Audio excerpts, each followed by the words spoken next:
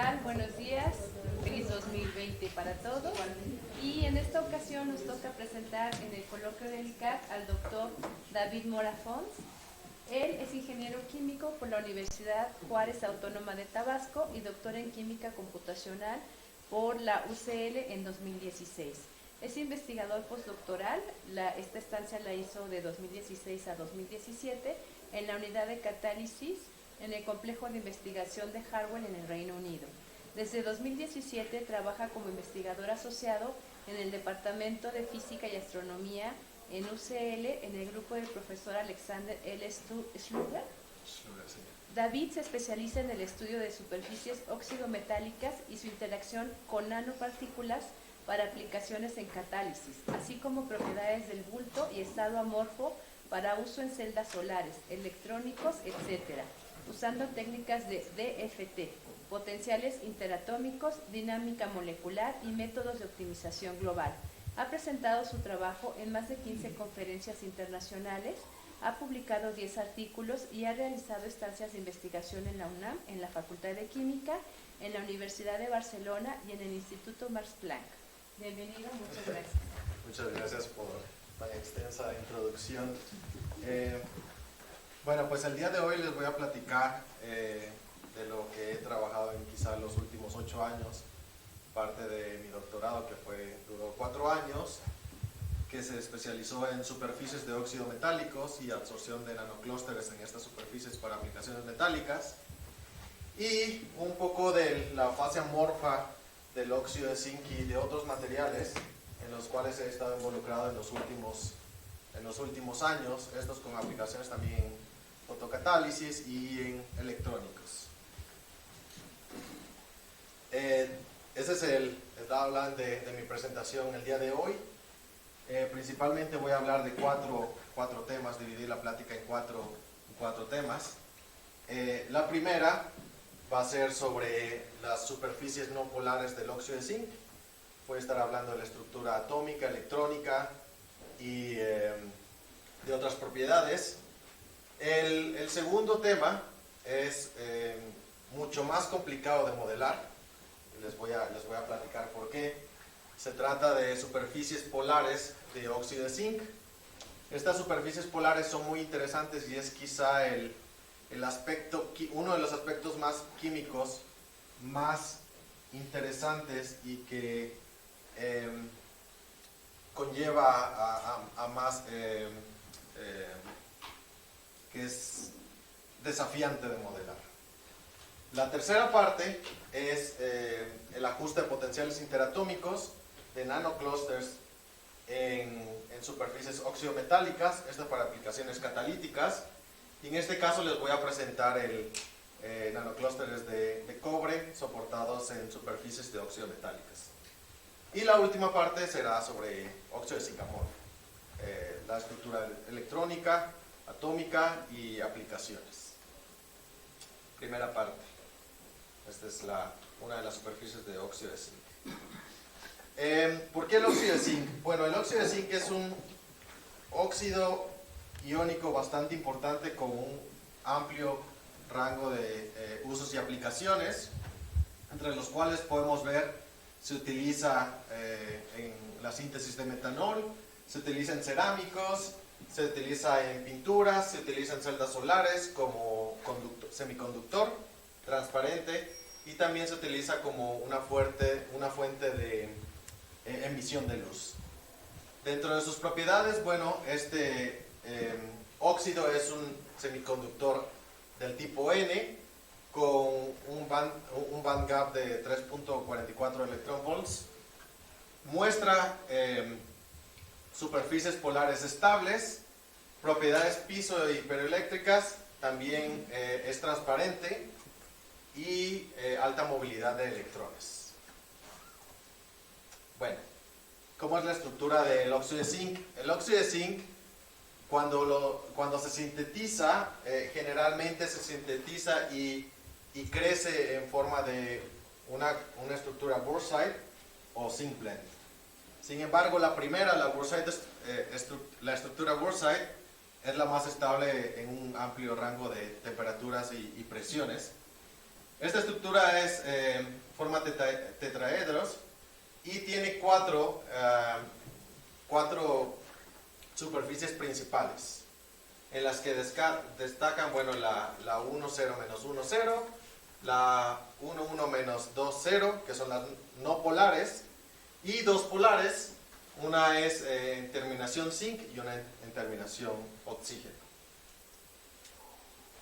Para esta primera parte usamos una combinación de potenciales interatómicos con el código Kolb y para estudiar la estructura electrónica VASP, que es quizá el código más usado para el modelamiento de materiales.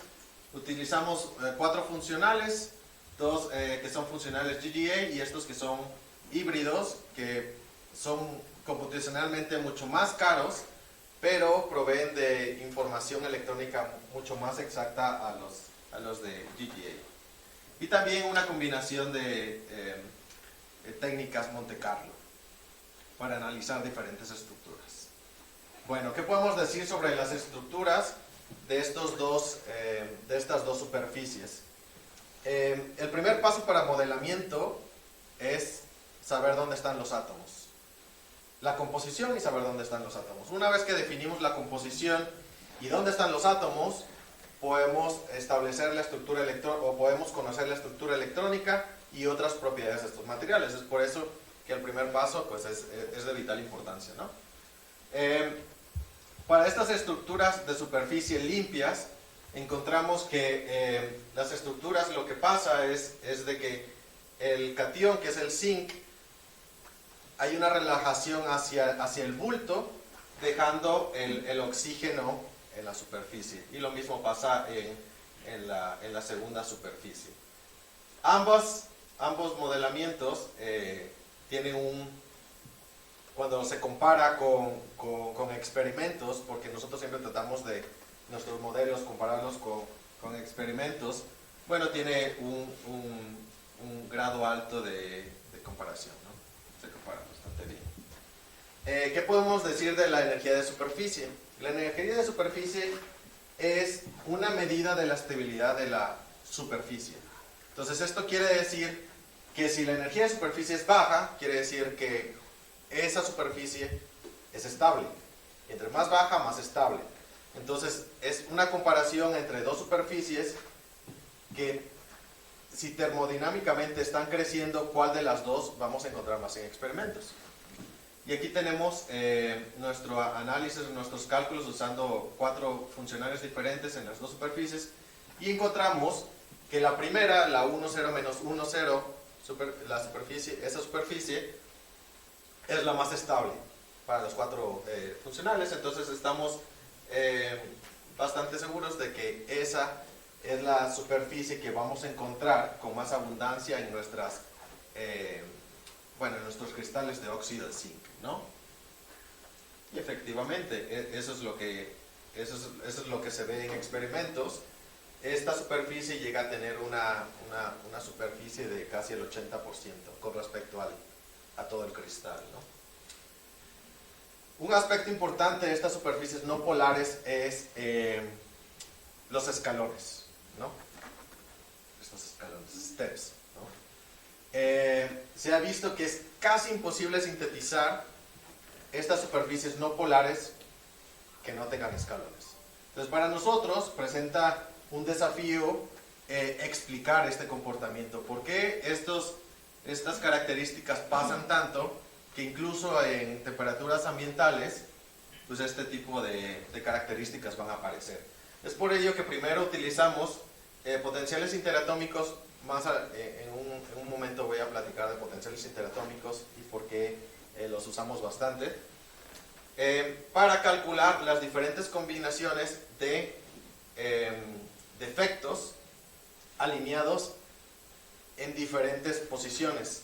Entonces aquí en este paso lo que nosotros tratamos de averiguar es hacia qué lado o hacia qué dirección estos defectos son más estables. Y esto para poder establecer las direcciones de los escalones, porque tienes un cristal y puedes crear escalones en diversas direcciones, ¿no? Usando esto como principio, pues encontramos que los defectos son más estables cuando están alineados hacia la dirección 001 y energéticamente cuestan más cuando se alinean en la dirección 010. Entonces, usando esta información, pasamos para crear, la usamos para crear escalones en estas direcciones, ¿no? Con diferentes tamaños, y con esto podemos calcular la energía necesaria para crear estos escalones. Y lo que encontramos es bastante interesante porque los escalones en esta dirección, la energía necesaria para crear estos escalones está alrededor de un kT por átomo. Quiere decir que incluso a temperaturas ambientes este tipo de características van a aparecer, ¿no? Y hay un buen agreement con respecto a potenciales interatómicos y DFT. Y efectivamente es así como se ve en las muestras experimentales, este tipo de escalones hacia esa dirección. Bueno, una vez que establecimos las propiedades atómicas o la estructura atómica, seguimos con la estructura electrónica, y una de las propiedades electrónicas más importantes de los semiconductores es, bueno, energía de ionización, ¿no? Del bulto. Es para ello que, bueno, utilizamos este método que es usado comúnmente, más sin embargo, provee con una buena aproximación a esta energía, pero recientemente en el grupo en el que trabajé en el doctorado se desarrolló esta nueva, se trabajó en ese método, pero ahora tomando en cuenta los efectos de la polarización de la superficie, ¿no? Y con este método logramos calcular la energía de ionización que es bastante cercana al experimento, ¿no? Con cerca del 3% cuando se usan funcionales híbridos. Eso es un dato bastante importante. Otro, de que es independientemente de qué superficie utilizamos para calcular esta propiedad, obtenemos el mismo valor. Y esto es bastante importante porque estamos calculando una propiedad del bulto y no de la superficie. Bueno, esto prácticamente dice lo mismo, ¿no? Bueno, aparte de la energía de ionización, bueno, tenemos la flexión de las bandas, tanto de conducción como de valencia en la superficie. Entonces lo que hacemos, aquí tenemos lo que se le llama density of states, y tenemos lo mismo pero para las superficies, y en este caso lo que hacemos es, analizamos cada capa de átomos, la estructura electrónica de cada capa de átomos, y así analizamos la flexión de las bandas tanto de conducción como de valencia, y obtenemos diagramas parecidos a estos, en los que observamos que hay una flexión de la banda de valencia hacia arriba en esta superficie, cuando en la otra es una flexión hacia arriba pero en la banda de conducción.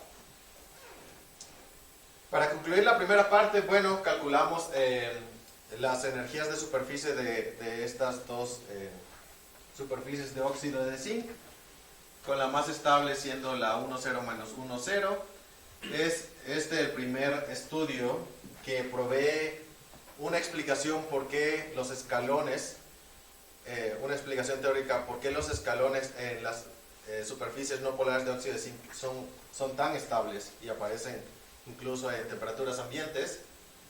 Mostramos que podemos calcular la energía de ionización con una desviación del 3% con respecto a los experimentos, y también cómo las bandas de conducción y valencia se flexionan con respecto a la superficie, ¿no? Bueno, ahora paso a la segunda parte de mi plática, que es óxidos, la estabilidad de las superficies polares de óxido de zinc. Estas superficies son bastante importantes, sobre todo en catálisis, porque se dice que es aquí donde la reacción se lleva a cabo. Entonces, para nosotros es súper importante conocer la estructura atómica para que después podamos absorber clústeres de cobre y simular la reacción química. Dentro de los usos, está, como dice, la síntesis de metanol, también fotocatálisis y como un sensor de hidrógeno. Este tipo de estabilidad no es comúnmente encontrada en otros óxidos, y el desafío principal que nosotros encontramos para modelar este tipo de estructuras es que las diferentes observaciones experimentales pareciesen que se contradicen una con otra, ¿no? Entonces, dependiendo qué análisis usas, es el tipo de respuesta que encuentras, ¿no? Entonces, encontramos, por ejemplo, que análisis experimentales LEED o HASS encuentran una periodicidad 1 por 1, o sea, no reconstrucción, no pasa nada en una de las superficies. Sin embargo, unos estudios de rayos X encuentran que hay una ocupación del 75%, entonces aquí ya hay una contradicción, ¿no? Otros encuentran una periodicidad de 1 por 3 o 5 por 5 con diferentes reconstrucciones, como hexágonos, triángulos, entre otros, ¿no? Dentro de los métodos de estabilización se encuentra la metalización, que es electrones de un lado de la superficie van hacia el otro lado, creando superficies metálicas. El segundo, que es en el que nosotros trabajamos, es la creación de vacantes, o como se puede observar, se crea vacantes y se crea lo que se le llama add atoms, ¿no? Entonces se mueven átomos de este lado hacia el otro lado. Y la tercera es el uso de grupos OH y H, ¿no? Para la estabilidad. Okay. ¿Qué pasa con las superficies polares? ¿Por qué son inestables? Las superficies polares pasa que tenemos capas, como aquí está representado, de átomos cargadas. Entonces tenemos una capa de oxígeno que está cargada negativamente, después zinc, después oxígeno, después zinc, después, y así sucesivamente, ¿no? Entonces lo que pasa es que tenemos algo parecido a lo que es un capacitor,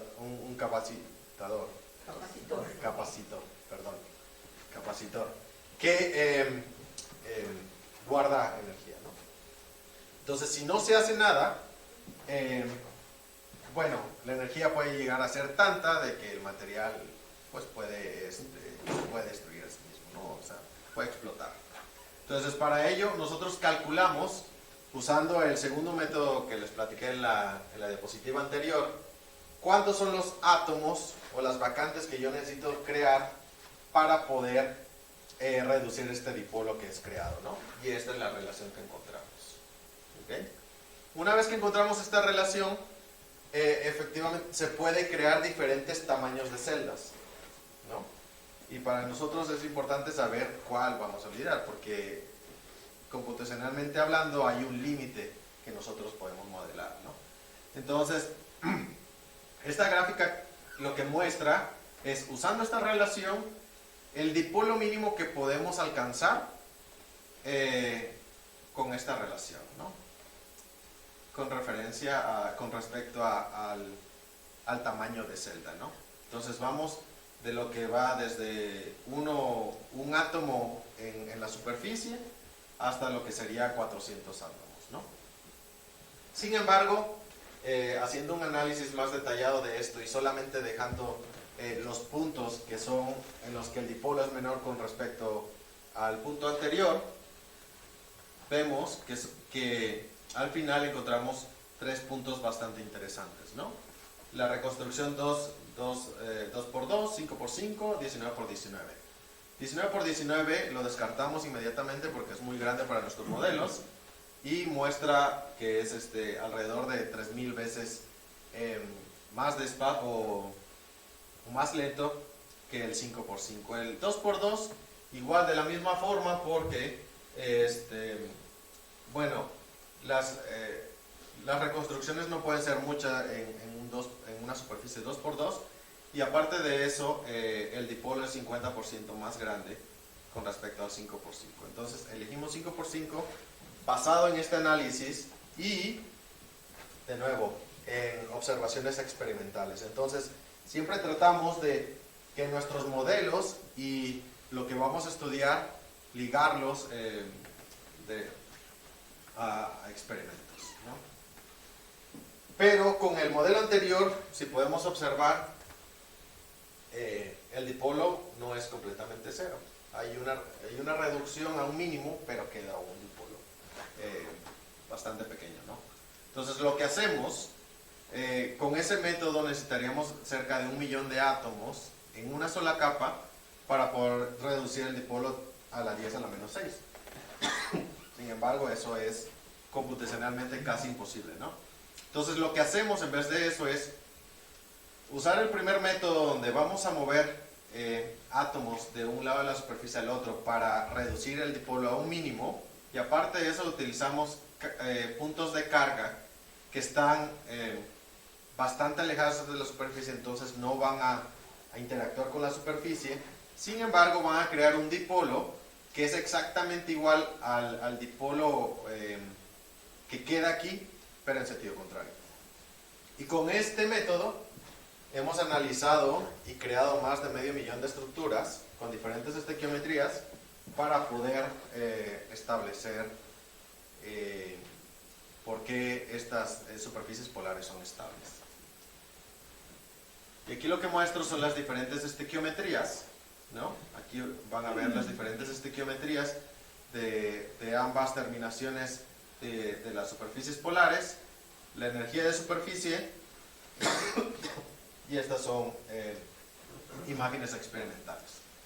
Entonces, empezamos a ver de que dentro de los mínimos que encontramos, vemos lo que se ve en experimentos. Vemos configuraciones triangulares, configuraciones hexagonales, lo que se llama stripes también, átomos o defectos completamente distribuidos de una forma completamente, casi se podría decir, random. Y con este estudio podemos establecer de que sí, vamos a ver triángulos, vamos a ver hexágonos y vamos a ver otro tipo de configuraciones. Aparte de eso,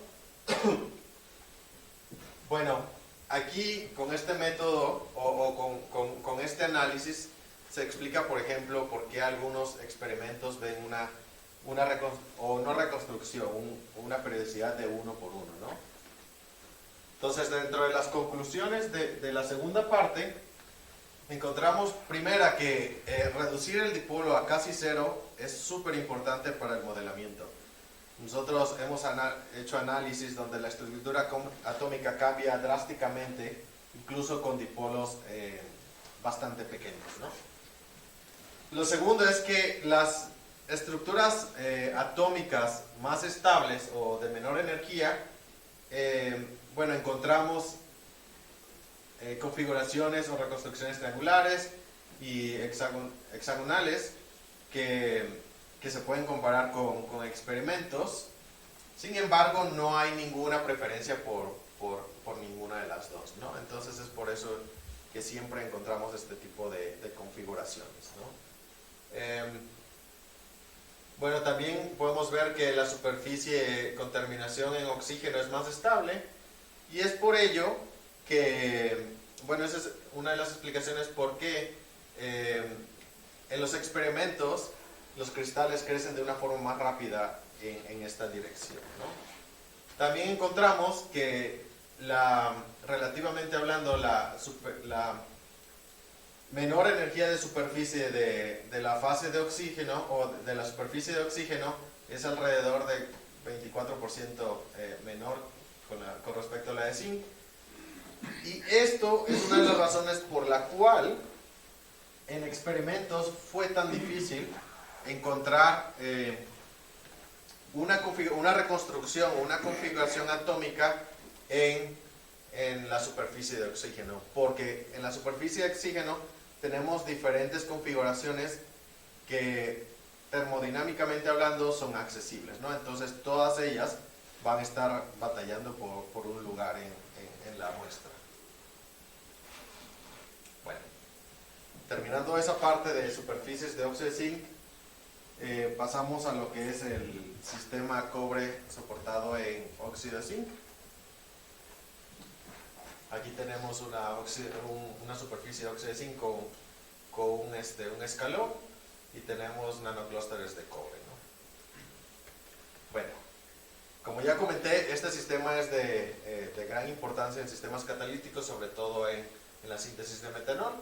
Los potenciales interatómicos fueron ajustados a cálculos de FT y voy a mostrarles que los potenciales interatómicos que logramos producir tienen una semejanza bastante grande a lo que es DFT, ¿no? Una pequeña introducción a lo que es potenciales interatómicos. Tengo entendido que la mayoría de aquí son experimentales. Entonces, potenciales interatómicos y DFT. Potenciales interatómicos es un modelo que también se le llama Ball and Stick Model y es un modelo computacionalmente bastante barato, ¿no? En lo que consiste este método es el ajuste de ecuaciones matemáticas para poder ajustar curvas que lo que nos dan es la interacción entre dos átomos, ¿no? Entonces, contamos con este tipo de curvas en lo que tenemos un mínimo que representa la distancia o la mejor distancia en la que estos dos átomos deberían de estar, donde la energía es mínima, ¿no? Pueden proveer un alto grado de precisión en lo que respecta a la estructura atómica. Sin embargo, cuando se refiere a la estructura electrónica, la información que podemos obtener de ellos es nula o bastante reducida, ¿no? Para ello tenemos DFT. DFT es bastante conocido y lo que es el método DFT es una aproximación a la solución exacta de la ecuación de Schrödinger. Y cuando tenemos una solución o cuando resolvemos estas ecuaciones, obtenemos información tanto de la estructura como atómica como electrónica, ¿no? Entonces son modelos computacionalmente hablando bastante caros, pero proveen información de la estructura electrónica. Entonces podemos calcular lo que es density of states, los huecos o polarones, electrones localizados, entre otros, ¿no? ¿Por qué es importante el ajuste de potenciales interatómicos? Esto tiene que ver principalmente con el costo de los métodos de FT. Para que se den una idea, y estos son números propios, si utilizamos algo que es la dinámica molecular para simular materiales utilizando potenciales interatómicos y ab initio o DFT métodos, podemos ver que usando dinámica molecular y DFT, bueno, es alrededor de 5 a 6 órdenes de magnitud más caro que utilizando potenciales interatómicos, ¿no? Entonces, si llegamos a tener potenciales interatómicos buenos, la cantidad de trabajo que podemos hacer es mucho mayor que con DFT, ¿no? Entonces, y en nuestro ajuste tratamos de incluir tantas propiedades como nos sea posible, ¿no? El ajuste se vuelve más complicado, pero una vez que encontramos las ecuaciones que van a modelar nuestro material, bueno, también los potenciales interatómicos que ajustamos son también más precisos, ¿no? Para ello usamos superficies de óxido de zinc y nanoclústeres de cobre de diferentes tamaños y geometrías, ¿no? Utilizamos dos diferentes superficies de óxido de zinc y lo que hacemos es absorber o crear curvas de absorción con diferentes sitios y diferentes estructuras de cobre, ¿no? Y esas las calculamos en un nivel de DFT y con los potenciales interatómicos tratamos de ajustar esas curvas, que nuestros potenciales interatómicos reproduzcan esas curvas. El método que usamos, o para hacer este ajuste, consiste de varios pasos. Primero, algoritmos genéticos, porque hacemos una búsqueda exhaustiva de los diferentes parámetros de nuestras, o coeficientes de nuestras ecuaciones, ¿no? Una vez que tenemos buenos candidatos, podemos utilizar algoritmos de localización mínima, y después de eso, si no estamos, o nuestro ajuste no es tan bueno como queremos, podemos utilizar un ajuste manual, ¿no? Y es así como hacemos nuestro ajuste. Estas son las 5 curvas de absorción de las que lo comenté. Tenemos en azul lo que es DFT y en verde lo que es nuestros potenciales interatómicos. Entonces podemos ver que la semejanza entre lo que es DFT y potenciales interatómicos es bastante notoria, ¿no? Entonces esto nos da seguridad de que nuestros potenciales interatómicos van a reproducir la estructura atómica del sistema cobre soportado en óxido de zinc, ¿no? Y aquí le muestro, por ejemplo, las estructuras atómicas más estables con respecto a diferentes tamaños de cobre, ¿no? Esta diapositiva en particular me parece bastante interesante porque aquí analizamos clústeres de cobre desde 1 hasta 13.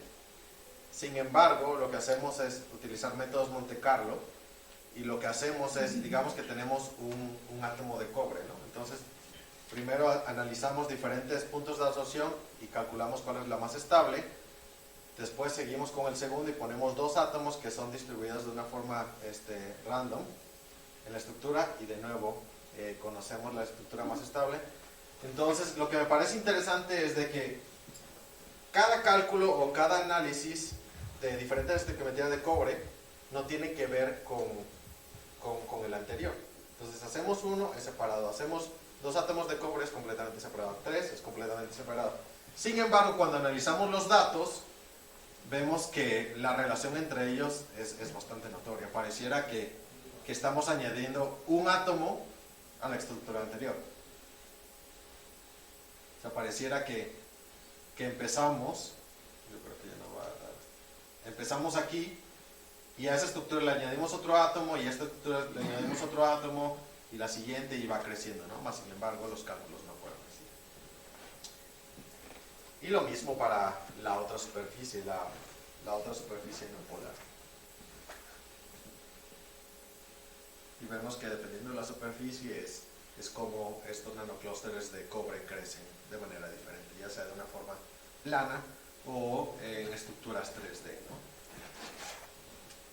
Aparte de métodos de optimización global, los potenciales interatómicos tienen la ventaja que pueden calcular estructuras atómicas que consisten en miles o incluso millones de átomos, cosas que a nivel de FT es bastante complicado, incluso con las mejores supercomputadoras de todo el mundo, ¿no?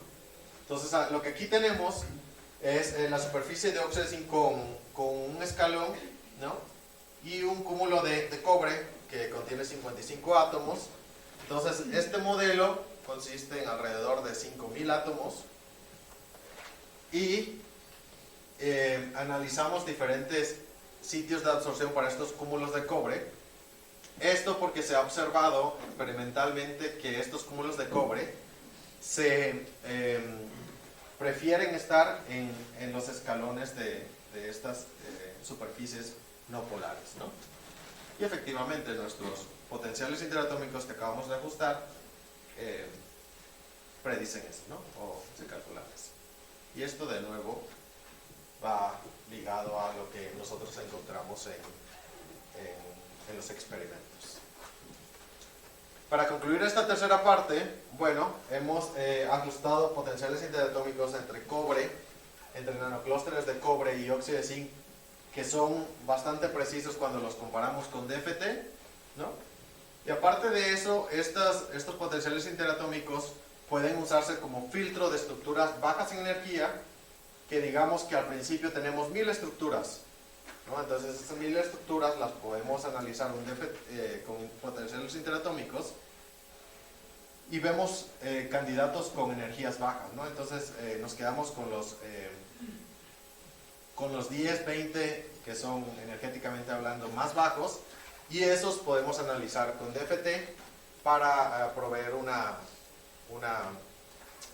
respuesta más exacta a lo que es la estructura atómica y electrónica del material, ¿no? Voy a pasar a lo que es la última parte, que es óxido de zinc amorfo. Esto ha sido parte de un trabajo de prácticamente los 2 últimos años que he estado en mi última posición. Nos enfocamos bastante en sólidos amorfos, específicamente óxidos metálicos. Y dada la experiencia que tuve durante el doctorado en óxido de zinc y la buena calidad de los potenciales interatómicos que tenemos para modelar óxido de zinc, decidimos incursionar esta área, ¿no? ¿Por qué óxido de zinc amorfos? Bueno, dentro de las aplicaciones más importantes de estos materiales es el uso en transistores, thin film transistors, ¿no? Estos óxidos metálicos que son transparentes y son amorfos, bueno, al día de hoy el que se usa, el más usado, es bastante caro. Y esto tiene que ver con los elementos que se usan para este material, que incluyen indio y galio, ¿no? Y también tiene zinc y oxígeno. Entonces, este material por sí es bastante caro, entonces si nosotros podemos producir algo que es mucho más barato, pues va a contribuir de una forma bastante benéfica a la industria tecnológica, ¿no? Entonces, aparte de eso, los materiales amorfos usualmente son más económicos de sintetizar, ¿no? ¿Por qué amorfos? Porque buscamos algo que sea flexible. Uno de los objetivos de estos materiales es que algún día podamos tener lo que sería una hoja de papel electrónica, como un iPad o una tablet, una hoja, que la podamos doblar y la podamos meter en nuestro bolsillo y andemos con un iPad que se dobla, ¿no? Es por eso que el material amorfo es importante. Utilizamos óxido de zinc porque es transparente y conduce electricidad y es barato. Sin embargo, la tarea no es fácil. Producir óxido de zinc amorfo se ha visto que experimentalmente es bastante difícil y casi no se cuenta con información de la estructura atómica o electrónica de este material. Entonces, nosotros usando modelamiento tratamos de responder a esa pregunta. La primera pregunta es bastante sencilla, pero a la vez complicada de responder, ¿no? ¿Podemos sintetizar óxido de zinc amorfo? Y si podemos encontrar esa fase que es estable, ¿qué podemos decir de las propiedades? Porque idealmente quisiéramos que las propiedades del óxido de zinc cristalino se mantuviesen en la fase amorfa, ¿no? Eso sería lo ideal. Entonces queremos ver cómo las propiedades o mejoran o empeoran cuando van de una fase cristalina a una fase amorfa, ¿no? Para ello utilizamos diferentes códigos, utilizamos LAMMPS, CP2K. LAMMPS es para el modelamiento de la dinámica molecular con potenciales interatómicos y CP2K es para el cálculo de la estructura electrónica del material, y con eso producimos las estructuras amorfas, ¿no? Como creamos estas estructuras, bueno, las utilizamos es un método que se llama melt and quench, y lo que se hace es se incrementa la temperatura del sistema a muy altas temperaturas, 5000 Kelvin. Entonces se obtiene lo que es un líquido y se mantiene esa fase por un tiempo bastante largo, y después se enfría a diferentes velocidades de enfriamiento, ¿no? Y esto usando diferentes esta sí me falló. Bueno, esta diapositiva diapositivo lo que mostraba era cómo este modelamiento de melt and quench sucede. Entonces obtenemos de una situación cristalina, se empieza a calentar y se empieza a desordenar todo y después enfriamos a diferentes velocidades de reacción y obtenemos algo parecido a lo que está aquí, ¿no? Como se ha demostrado que modelar o experimentalmente hablando es bastante difícil crear óxido de zinc amorfo, es por eso que nosotros hacemos énfasis en diferentes factores que van a afectar el modelamiento de este material, ¿no? Entonces somos muy cuidadosos en ese aspecto, siempre tratando de ligar nuestros modelos con experimentos y que nuestro modelamiento sea lo que más parecido a lo que pasa en experimentos. Para ello utilizamos diferentes potenciales interatómicos, diferentes velocidades de reacción y diferentes tamaños de celda. Ambos factores son muy importantes en el modelamiento de estos materiales, ¿no? Y voy a explicar por qué. El primero pues es quizá el más importante porque es el que va a definir la estructura atómica de nuestro material, ¿no? Entonces, si nosotros tenemos potenciales interatómicos que son altamente o con una precisión bastante alta, pues van a predecir la estructura con una mayor definición, ¿no? Es por ello que calculamos la expansión térmica con los tres potenciales interatómicos y encontramos que para reproduce con mayor precisión la expansión térmica. Y este potencial ha sido producido en el grupo en el que yo hice el doctorado. Una vez que tenemos los potenciales interatómicos, vamos con una convergencia con respecto a la velocidad de enfriamiento, que es el cooling rate. Esto es importante porque si tú empiezas a enfriar de una forma muy lenta, y como lo voy a mostrar, el material no quiere ser amorfo, entonces se vuelve cristalino. Si tú lo enfrías muy rápido, lo que pasa es que al final vas a encontrar una estructura que es prácticamente lo que pasa en el líquido, ¿no? Entonces tiene que haber un balance entre estas dos velocidades de enfriamiento para encontrar estructuras amorfas que son estables, ¿no? Para ello tenemos esta curva que nos da diferentes velocidades o analizamos diferentes velocidades de enfriamiento con respecto a la densidad y esa es la distribución de diferentes simulaciones, ¿no? Y lo que observamos aquí es de que utilizando una velocidad de enfriamiento que es bastante alta y es por ello uno de los motivos por qué ha resultado tan difícil sintetizar óxido de zinc amorfo, porque realmente el material quiere ser cristalino. De 100 Kelvin per picosecond encontramos estructuras estables de óxido de zinc, ¿no? Sin embargo, cuando utilizamos velocidades lentas, vemos que la estructura es bastante ordenada y esto es algo que, bueno, que queremos evitar, ¿no? Queremos realmente modelar óxido de zinc amorfo. Eso es con respecto a la velocidad de enfriamiento. Otro aspecto importante es con la celda, con el tamaño de la celda, ¿no? Y esto es importante porque tenemos algo que se llama periodic boundary conditions que puede afectar la simulación, ¿no? Entonces no queremos ningunos efectos de lo que son los periodic boundary conditions afectar nuestro modelamiento. Pero aquí vemos que con una celda teniendo 324 átomos podemos evadir ese detalle, ¿no? Y aquí lo que tenemos son propiedades promedio del número de coordinación y de densidad con diferentes muestras usando diferentes tamaños de celda, ¿no? Que van desde 96 átomos hasta 768.000 átomos, que en simulación es bastante grande, ¿no?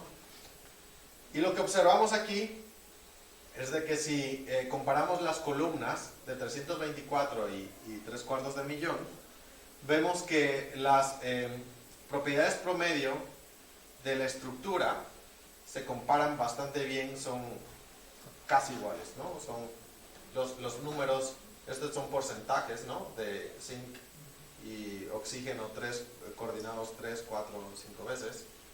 Entonces se compara bastante bien. Esto quiere decir que utilizando este tamaño de celda es suficiente para modelar las estructuras promedio de este material, ¿no?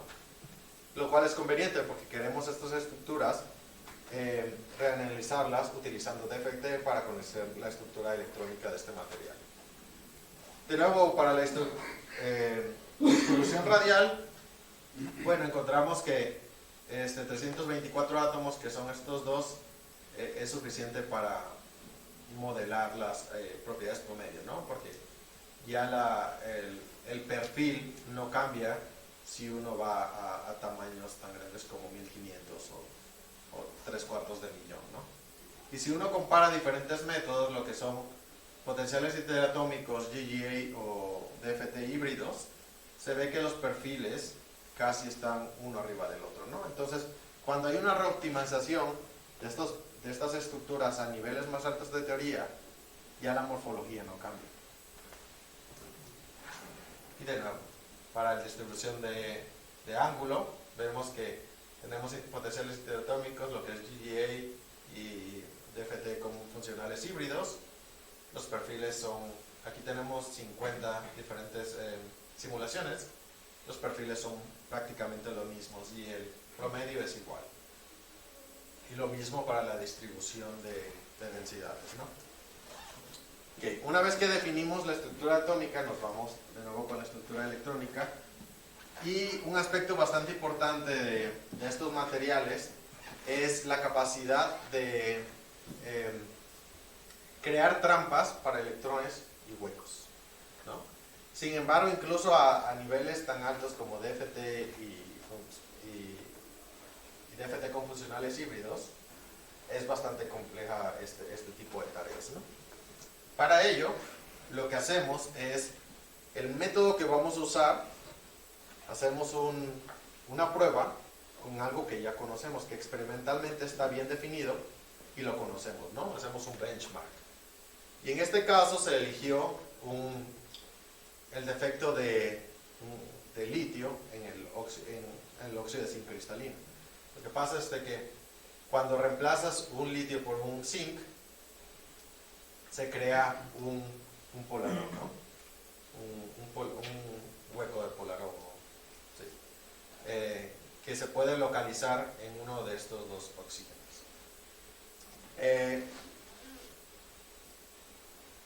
La metodología que usamos describe este sistema. Entonces, una vez que estamos seguros que puede definir este tipo de características o este tipo de características, bueno, procedemos a lo mismo pero con el óxido de zinc amorfo, ¿no? Y lo que pasa aquí es de que, bueno, aquí tenemos las gráficas de density of states, ¿no? Y en línea roja tenemos algo que se llama el análisis IPR, que por sus siglas en inglés significa Inverse Participation Ratio, que es un grado de la localización de cada orbital molecular, ¿no? Entonces lo que pasa es que si nuestra señal es alta, quiere decir que el grado de localización es más alto, ¿no? Entonces lo que vemos en el óxido de zinc cristalino, vemos que la señal es bastante baja, ¿no? Entonces esto quiere decir que si tú introduces un electrón o un hueco a ese sistema, se va a delocalizar. Y efectivamente, eso es lo que pasa, ¿no? Aquí tenemos una carga que fue introducida al óxido de zinc cristalino y se delocaliza, ¿no? Ahí vemos el verde, ¿no? Que está en toda la celda unidad. Sin embargo, cuando vamos al óxido de zinc amorfo, se localiza. Se localiza, pero los huecos en la banda de conducción, ¿no? Debido a esta señal alta. Con respecto a la banda de perdón, me refería a la banda de valencia. Con respecto a la banda de conducción, vemos que no esperaríamos ningún tipo de localización. Y efectivamente, cuando introducimos un electrón, este electrón se delocaliza por todos lados, ¿no? Lo cual es bastante conveniente si queremos utilizar este material como un semiconductor con una conductividad alta, ¿no?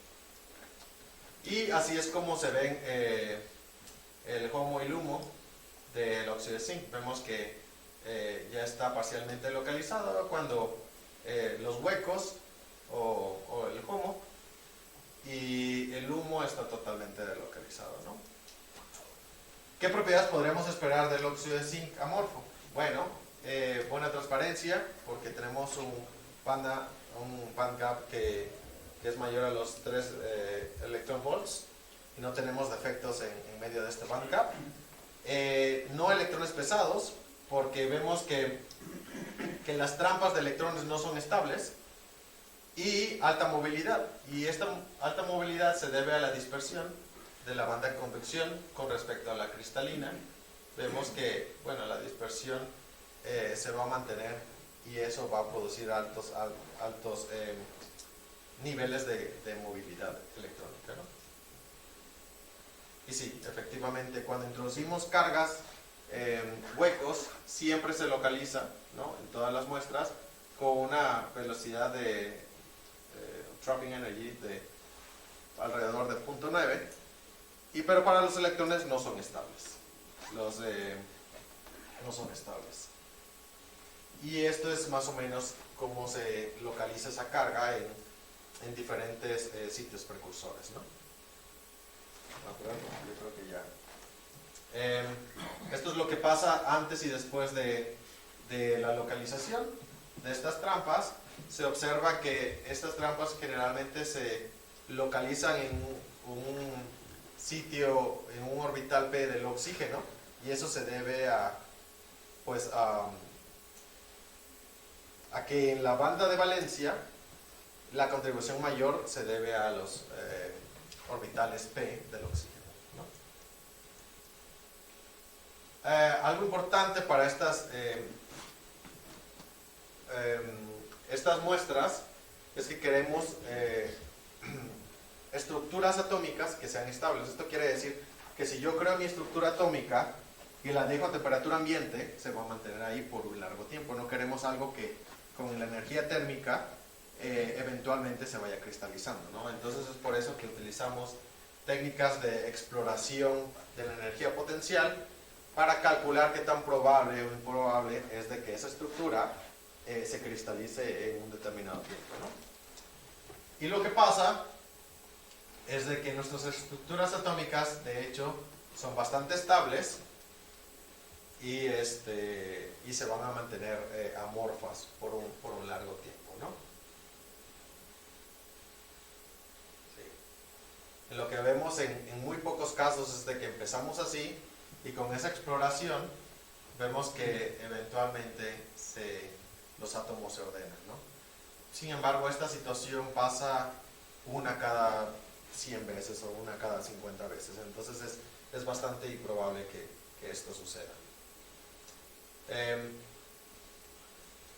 Y esto sucede debido a estas estructuras, ¿no? A la concentración de estas estructuras. Entonces también podemos proveer información, una respuesta de por qué esta estructura se ordenó en determinado tiempo y las demás no, ¿no? Y esto se debe a este tipo de ordenamiento de tetraedros. Otro punto es la reversibilidad. Otro punto importante para estos materiales, y este ya es el último, es la reversibilidad de estas cargas. Lo que nosotros queremos es que en estos materiales podamos introducir una carga, remover la carga y volverla a introducir, y que ese ciclo se mantenga, ¿no? Que las energías de las trapping energies no vayan decreciendo con respecto a estos ciclos, y eso también lo podemos analizar, y vemos que solamente en el 12% de las estructuras creo que fueron más de 100 analizadas, se ve que la energía o la trapping energy se reduce con respecto al primer ciclo. Sin embargo, después de encontrar el segundo ciclo, todas son reciclables, ¿no? O todas, ya después del segundo ciclo, todas, calculamos la misma trapping energy, ¿no? Después en el ciclo 3, 4, 5. Y bueno, con eso voy a concluir la cuarta parte de esta plática y la final. Vemos un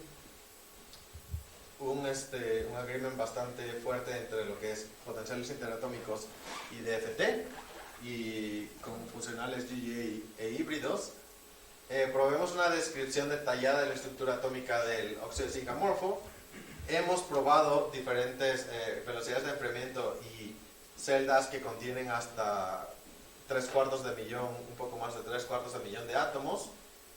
Hemos predecido,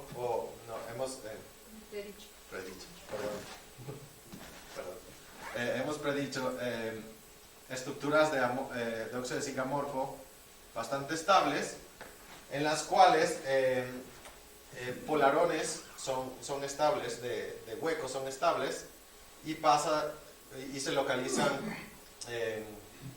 casi siempre en átomos de oxígeno, ¿no? Y con esto, bueno, voy a concluir. Agradezco mucho su atención y quisiera agradecer a las personas que han estado involucradas a través de 8 años en esta investigación, las personas de UCL, de la Universidad de Barcelona, del Instituto Alan Turing, Instituto Max Planck, entre otros, y las agencias que nos proveen con el dinero y las supercomputadoras a las cuales tengo acceso hoy. Muchas gracias.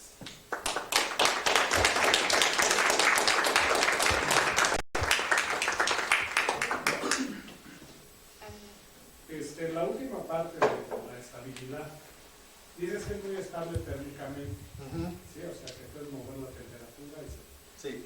Con respecto a la acción mecánica, porque tú dices, una de las cuestiones que nos interesa es que tú le puedas hacer deformaciones y, claro, y que se mantenga la película, ¿no? Sí. Con sus características Sí. De estructura o amorfa, digamos, ¿no?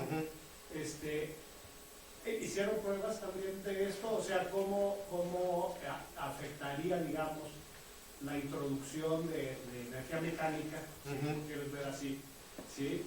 De deformación o de impacto, por ejemplo, ¿no? Y cómo puede llegar eso a desordenar la estructura.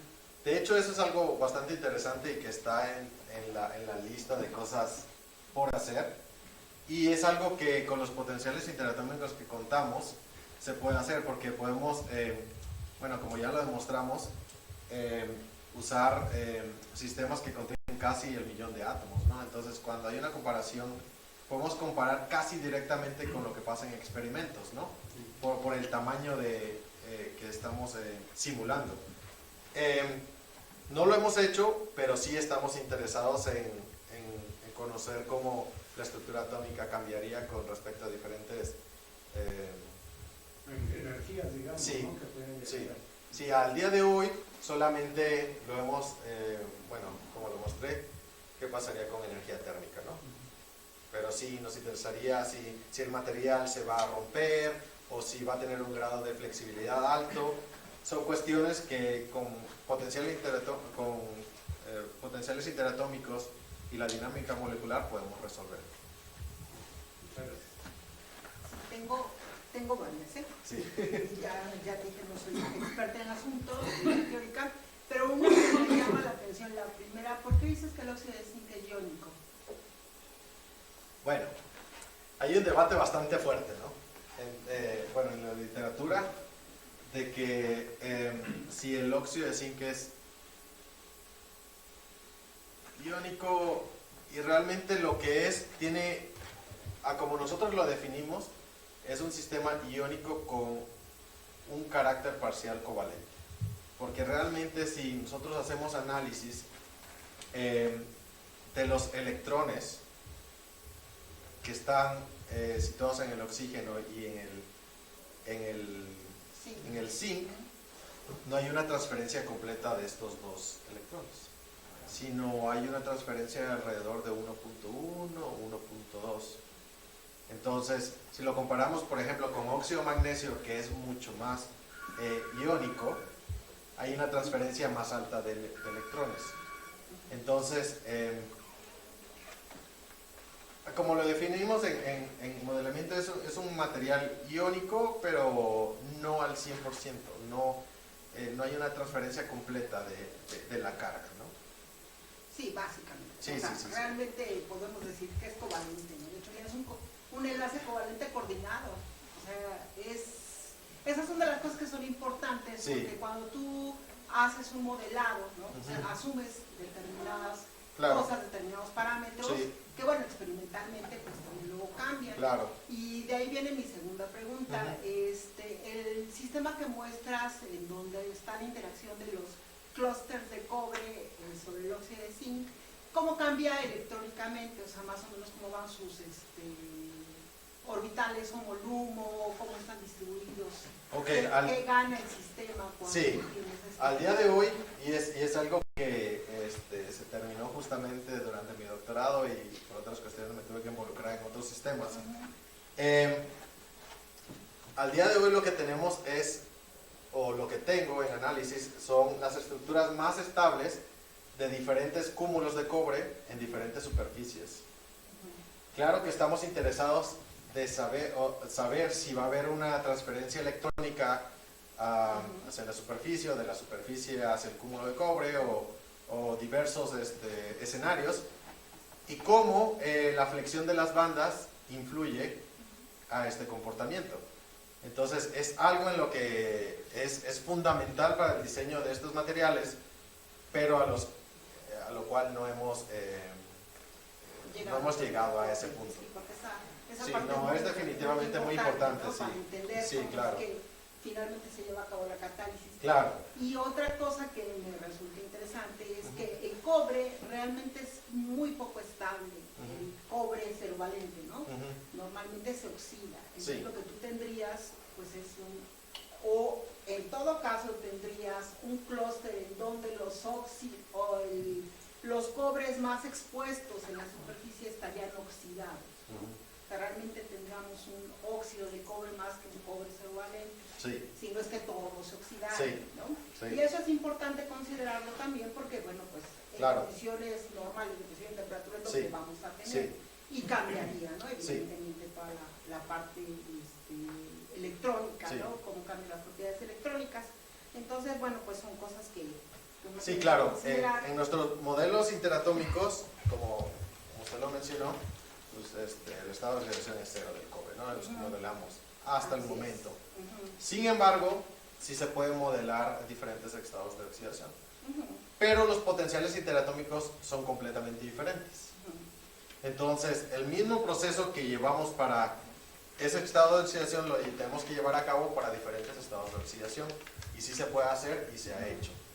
Entonces, estamos conscientes de que la estructura atómica y electrónica cambia enormemente, sí, con este tipo de situaciones.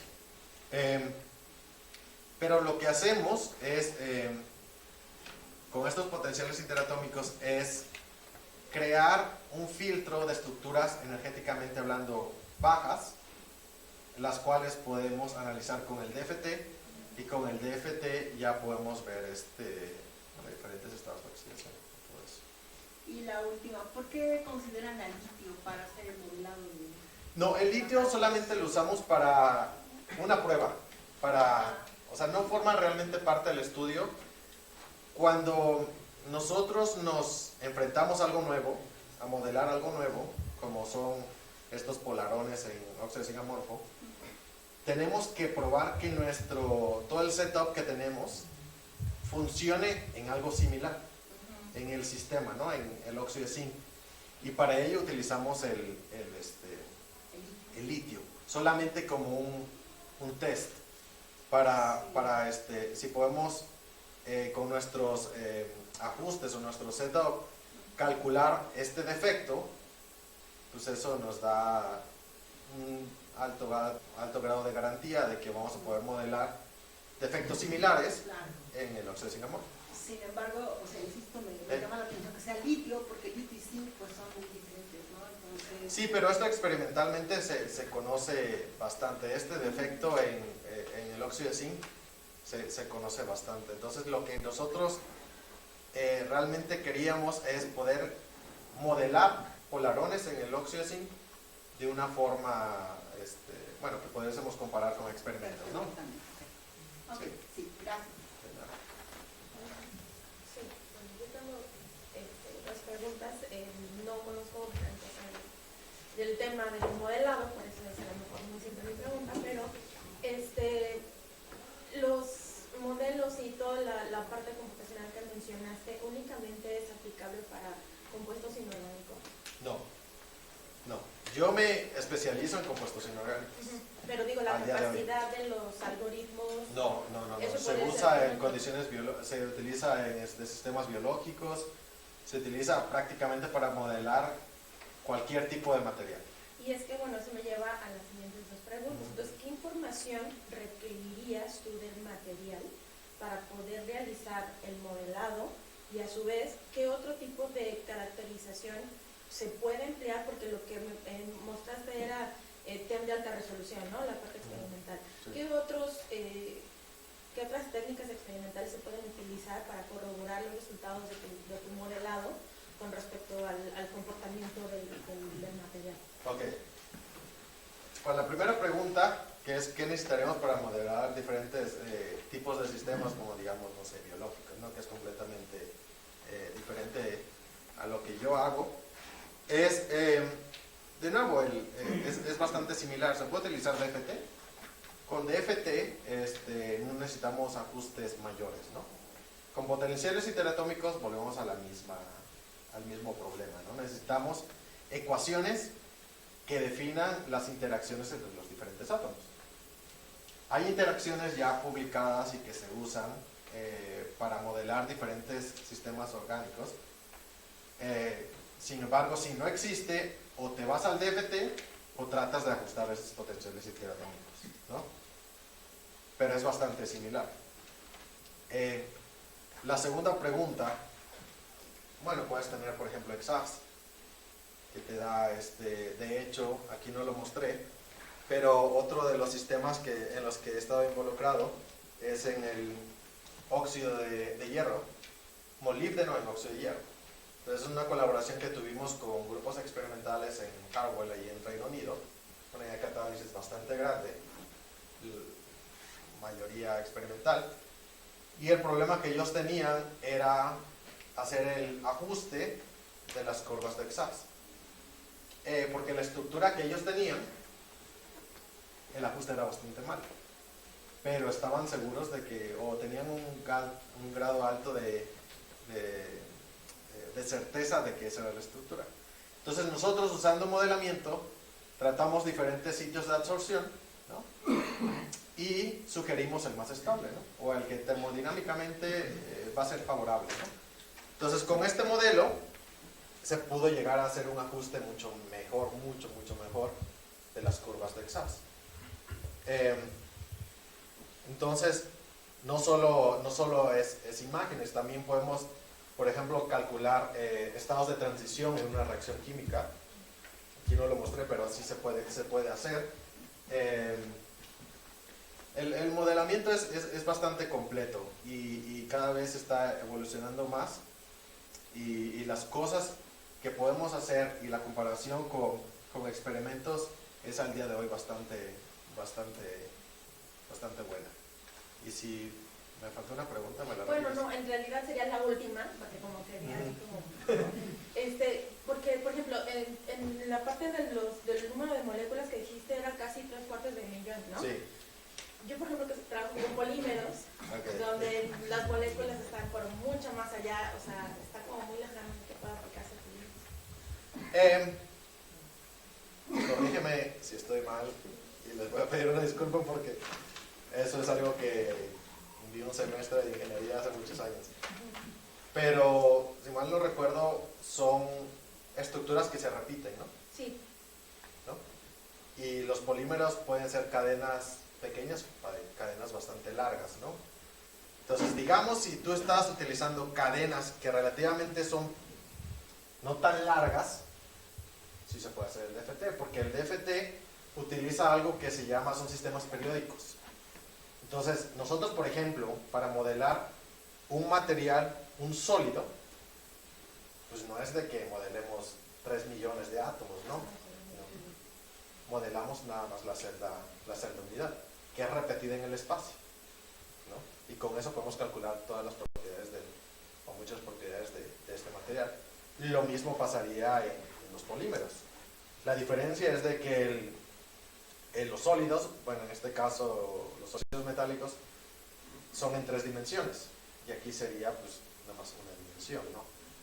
Entonces, sí es posible, pero limitado a... dependiendo si tu cadena, del tamaño de tu cadena, digamos. Con potenciales interatómicos, si los tienes, ya ves que podrías tener cadenas de 1.000.000 de átomos, ¿no? Si cuentas con los potenciales interatómicos. Sí, no está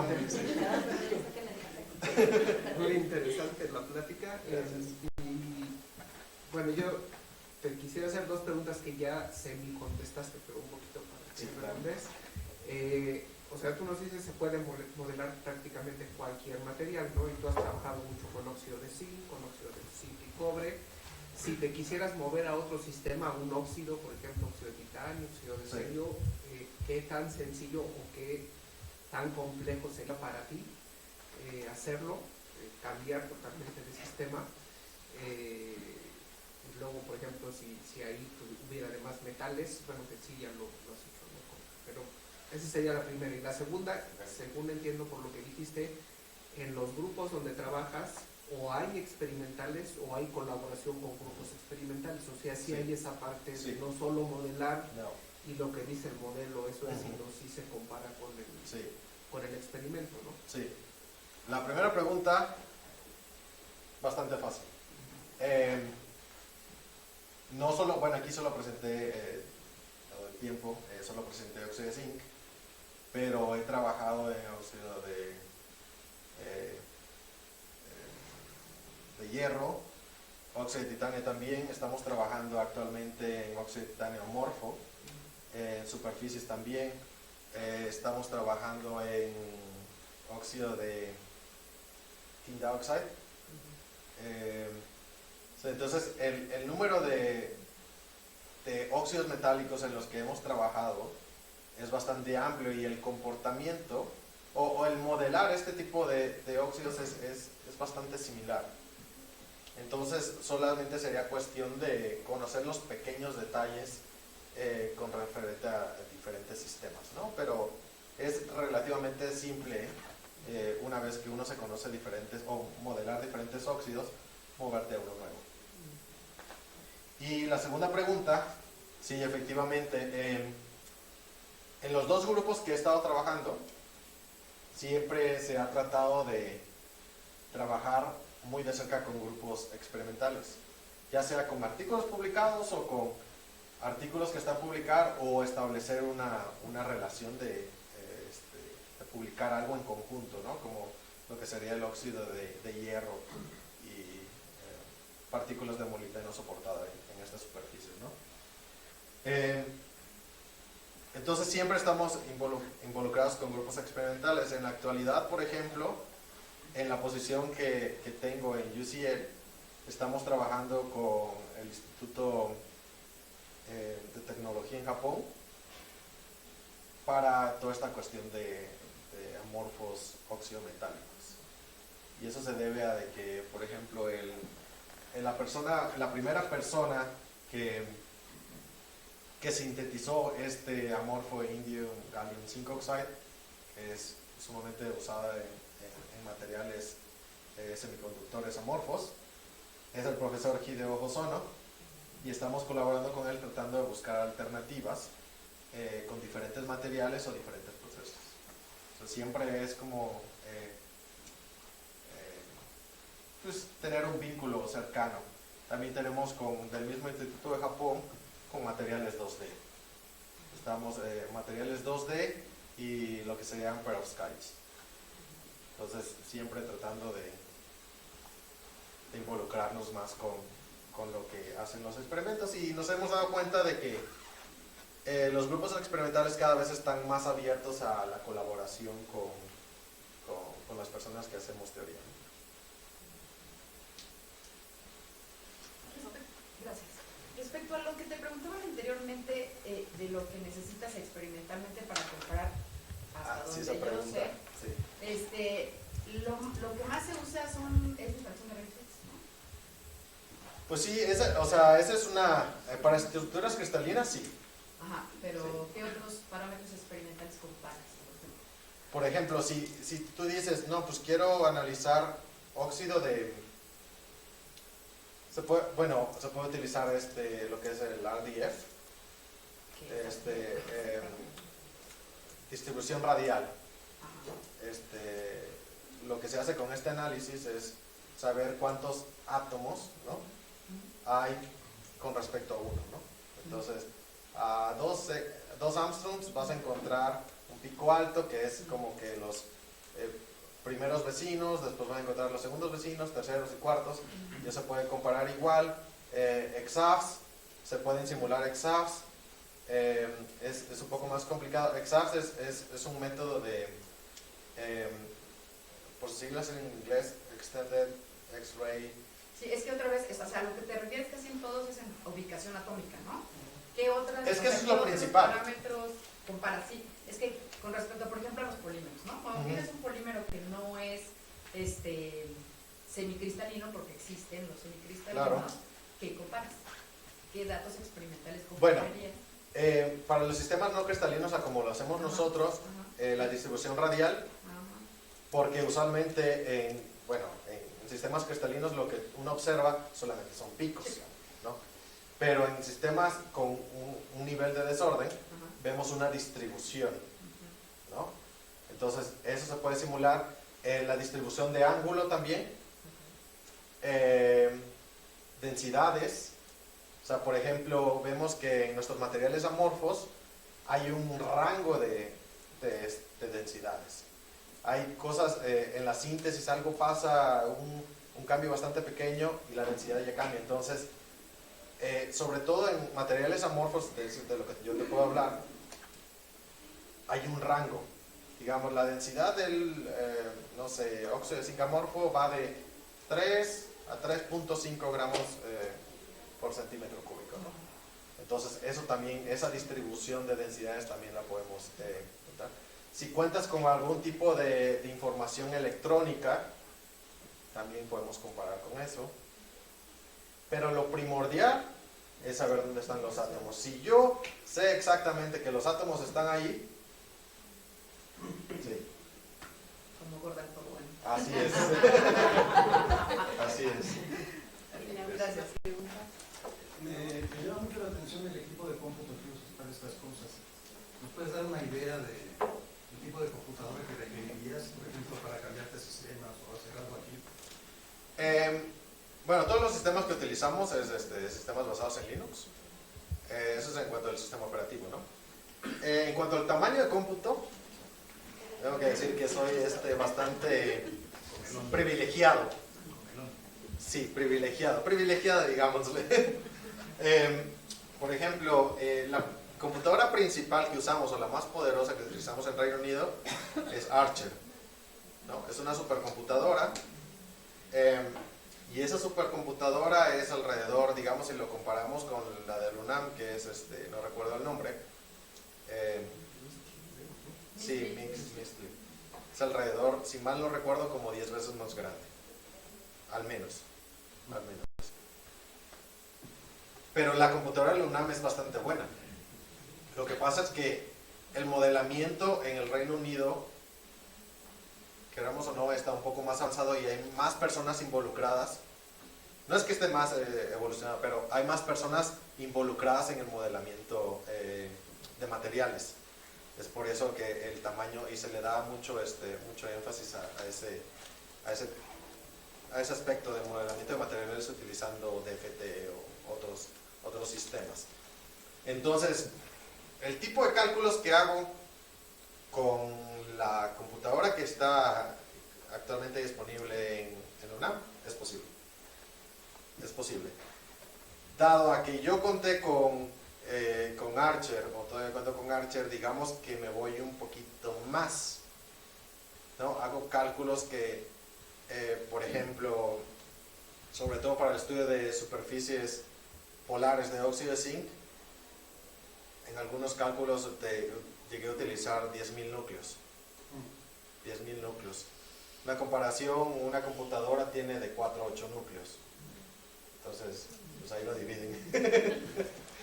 Y ya no trabajando en el Reino Unido, ¿podrías tener acceso a eso o Sí, no? sí hay una colaboración, porque obviamente estaría usando los recursos. Es algo que ya he comentado porque pues prácticamente lo que yo necesito para trabajar es acceso a una buena computadora, ¿no?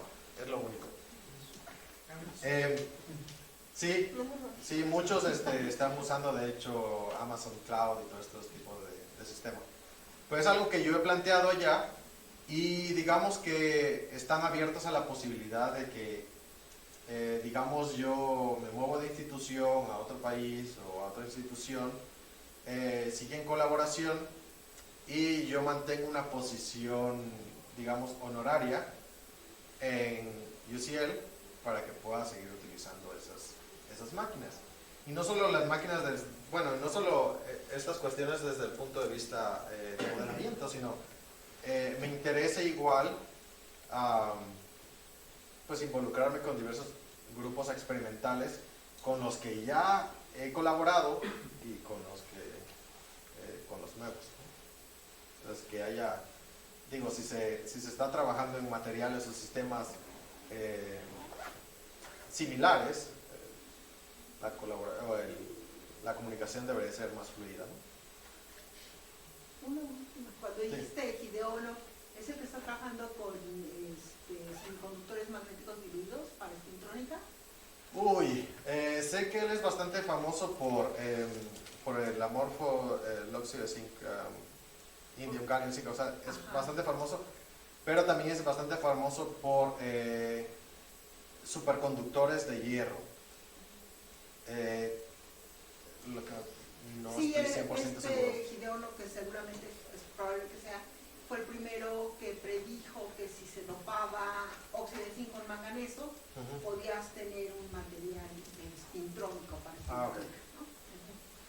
Desconozco. Probablemente. Sí, Okay. sí, sí. Bueno. Es un profesor que trabaja en diversos sistemas. Entonces, Ok.